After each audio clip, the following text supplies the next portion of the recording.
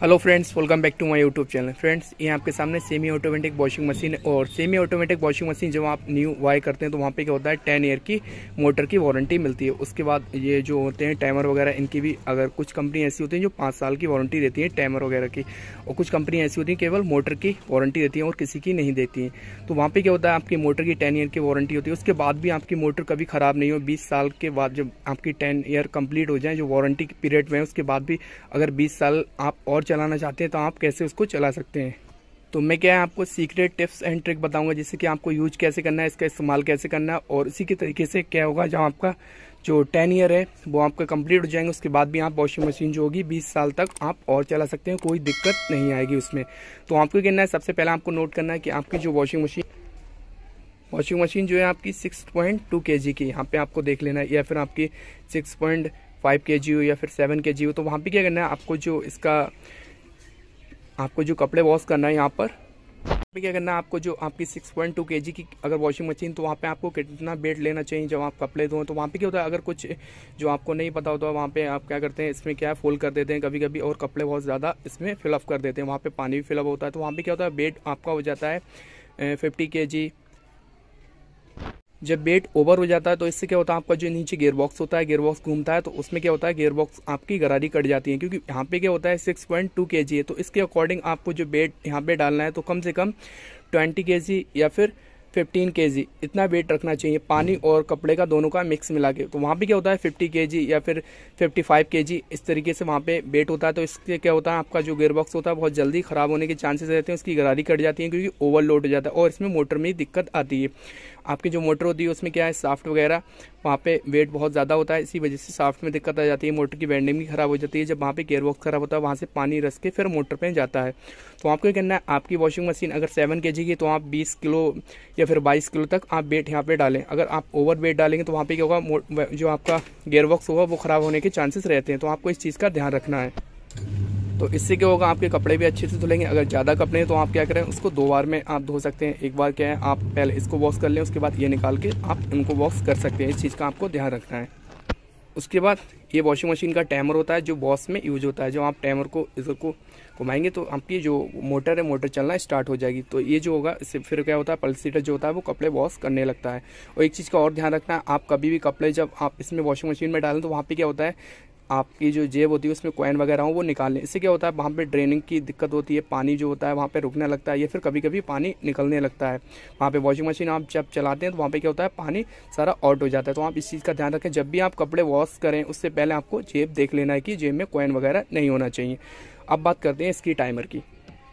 Timer जो होता है, आप कभी भी अगर ऐसे घुमाते हैं, कभी कभी ऐसा होता है कि टाइमर घुमाया और फिर उसके बाद एकदम बंद कर दिया, तो इस चीज़ का आपको ध्यान रखना है, ऐसा बिल्कुल नहीं करना है। क्योंकि यहाँ पे क्या होता है, टाइमर जब आपका घूम जाएगा, अगर टाइमर को आप ऐसे बार बार घुमाते हो, इधर करते हो, तो इससे क्या होता है, आपका जो टाइमर होता है वो टाइमर ख़राब होने के चांसेस रहते हैं। कभी कभी ऐसा होता है कि आपकी जो वॉशिंग मशीन है, आपकी वॉशिंग मशीन चल रही है, तो उस समय क्या होता है, पावर यहाँ से कट हो गई, मतलब पावर चलेगी। उसके बाद क्या होता है कि टाइमर की आवाज़ आती है, तो कुछ लोग ऐसा करते हैं कि टाइमर अपने आप ही बंद कर देते हैं। आप ऐसा ना करें। जब आपका टाइमर जो है, मान लें यहाँ से कि टाइमर आपका चल रहा है और पावर कट हो गई, तो आप क्या करें, जब टाइमर अपने आप ही आ जाए, अपने आप बंद ना करें आप इस तरीके से। यहाँ पे जब अपने आप बंद करते हैं तो ये टाइमर ख़राब होने के बहुत ज़्यादा चांसेस रहते हैं। इसकी गरारी जो होती है वो कट जाती है और गरारी इधर उधर हो जाती है, इसी वजह से ये टाइमर आपका ख़राब होने के चांसेस रहते हैं। तो आपको इस चीज़ का ध्यान रखना है, चाहे आपका बॉस का टाइमर हो या फिर आपका स्पिन का टाइमर हो, इन दोनों को इस तरीके से मतलब ध्यान रखना है। ये टाइमर आपको खुद ही मतलब बंद नहीं करना है। टाइमर जो होगा अपने आप ही बंद हो जाएगा अपनी टाइमिंग के अकॉर्डिंग। इस चीज़ का आपको ध्यान रखना है। तो इससे क्या होगा, आपका टाइमर सेफ रहेगा। और वेट जो है आपको, जिसके अगर आपके 6 kg है, 7 kg है, 8 kg है, 8 kg आपकी लास्ट है, या फिर 10 kg है लास्ट, तो वहाँ पे 10 kg अगर आपका वॉशिंग मशीन है 10 kg की, और उसमें आपको कपड़े कितने धोना चाहिए, कितना वेट रखना चाहिए। अगर 10 kg है तो आप 30 kg वहाँ पे रख सकते हैं, मतलब 30 kg आप वेट रख सकते हैं, पानी का और कपड़ों का दोनों का। अगर आपकी 6 kg है तो आप क्या करें, लगभग 16 kg रखें। अगर 7 kg है तो वहाँ पे आप 18 kg कर दें, मतलब 18 kg टोटल वेट होना चाहिए कपड़ों का और पानी का दोनों का। अगर 9 kg है तो वहाँ पे आप वेट रख लें 22, 24 इतना वेट रख सकते हैं, 24-25 के दरमियान इतना वेट रख सकते हैं कपड़े का और पानी का दोनों का। अगर 10 kg तो आप 30 kg रख सकते हैं, कोई दिक्कत नहीं है। क्योंकि वेट अगर कम आप रखेंगे तो इससे क्या होगा, आपका गियरबॉक्स सेफ रहेगा और कभी कोई दिक्कत नहीं आएगी। इस चीज़ का आपको ध्यान रखना है।